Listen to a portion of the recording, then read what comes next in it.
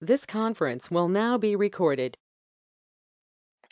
Hi, welcome to Financial Aid Myths. My name is Christina Winstead, and I'm the Assistant Director for Outreach at the Washington Student Achievement Council. I work with the 12th Year Campaign. Today, I'm excited to talk to you about different financial aid myths. These are our common myths that we hear pretty frequently here at the Washington Student Achievement Council, and then where to find more information about financial aid so that you can dispel some of these myths that are out there. I always like to start these presentations with why this is important. The reason why this is so important is because financial aid myths, they can keep you from maximizing your financial aid opportunities. I've seen students who, because of a financial aid myth, have not applied for financial aid and they weren't able to receive the funds that they were eligible for because they heard a myth. So we want you to be able to understand the myths that are out there and understand the facts that surround them. So we have 5 myths today, and the first myth is that it's too complex to apply for financial aid. I hear this so frequently, is that it's just too hard. And while yes, the financial aid applications, those are both the FAFSA and the WAFSA can take time, and they can be challenging at times, but there's so much help out there to help you complete them. It shouldn't keep you from completing the application. If you're struggling with the application and you feel that it's too complex, we want you to reach out. You can reach out to the 12th Year Campaign, to your counselors, to get assistance or come to an event virtually to get some assistance with completing the application. So there's so many free events. I encourage you, you want to file your application as soon after October 1st as possible. And for the class of 2021, you're going to be using 2019 tax information. Some families will say, well, I can't apply for financial aid because I haven't filed my taxes yet. We're looking at the 2019 tax information, so you won't have to worry about that. The next myth I hear quite a bit is that I'm going to go into crippling financial debt. I'm only going to receive loans. So financial aid is based on your family's income and your income. That's how they determine how much your family can provide for your education and how much you will be receiving in grants, loans, and other financial aid funding. Students, I want to make sure you understand that the first step to finding out how much you'll get for school is applying for financial aid. You won't know how much you're going to get for school until you apply for aid. And so it can seem like it's very expensive to go, especially if you talk to other people that maybe only received loans. I want to make sure that when you're looking at financial aid, you're thinking of yourself only and not of other people's situations, because this is specific to you. You have to apply for financial aid. There's ways to help offset the cost of college, and part of that is grants.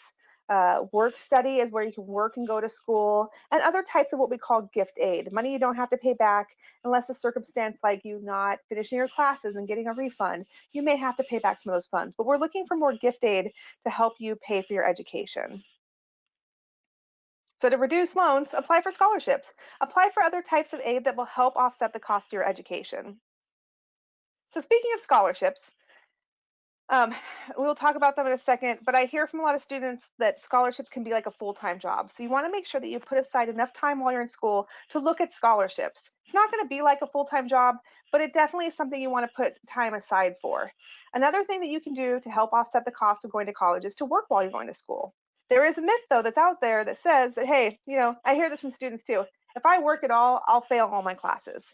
So it's about finding balance. Research has shown that students who work less than 20 hours per week will have typically higher GPAs than those who don't. I encourage you to apply for work study. This is where you work part time on campus and you receive a check every 2 weeks to help pay for your education. So it's just you receiving funds that were put aside that you work towards and earn those funds to help offset the cost of your education. So students who work typically, it's about finding that balance. I worked full time while pursuing all of my degrees, and that was very hard for me. But I knew that it was a good fit for me because I could pay for my education that way. I encourage you to find what the best balance for you is. But I wouldn't discourage you from working while going to school because there's a lot of opportunities that are really fun to work on campus. So scholarships.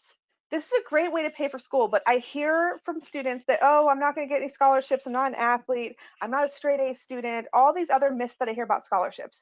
And the truth is, there are so many scholarships out there for a wide variety of students, whether they're income based, merit based, which means it's based upon your grades, based upon the sports you play, but they're also based upon your interests, your activities.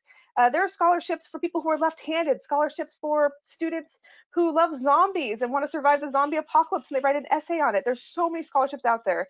What I do know is that there are so many scholarships out there that they go unawarded, which means no one applies for them. And so I encourage you, be the student that applies. You can start by going to the washboard.org and looking at all the different scholarships that match your profile. So you build a profile and then you can see what's available there for you. But don't count out scholarships. There's so much in funding there that students kind of count themselves out for. And the final myth is that college costs too much. I do want to acknowledge that yes, the rising cost of education can be concerning for students, but it's not that it's not an option anymore for you. The reality is that you're going to need to apply for financial aid. So you have to apply for financial aid to help offset some of those costs. And so we're really fortunate in Washington State. We have the Washington College Grant, which is amazing, as well as other funding sources to help pay for your education, but you won't know until you apply. So before looking at the cost of college and the tuition costs and all the other costs of attendance, I encourage you to think about what will help pay for your education in addition to those costs. We have some resources to help you. We have our financial aid myth one-pager, as well as resources from the 12th year campaign. Other resources are through our texting system, Otter. So you can sign up and text Otter your financial aid questions 24 hours a day, 7 days a week. It's a great way for you to get help virtually and especially through a texting system. So you might have a question at 11 o'clock at night you think of, oh my goodness, I have a question. You can text it into Otter and you'll get a response. Here's some more steps. Think about which financial aid myths you've heard. What have you heard, whether it's from your friends, from your family, and where can you find the facts that'll help combat those myths? So maybe someone's telling you it's too hard for us to apply for financial aid, we're not going to do it. Going to the 12th Year Campaign site, you can show everybody, here's the steps on how to apply, and this is where we're going to get help with it. Always check with your financial aid office from your college about school-specific questions. So if you have a question about a school's policy, reach out and ask them. They are there to help, and they want to help.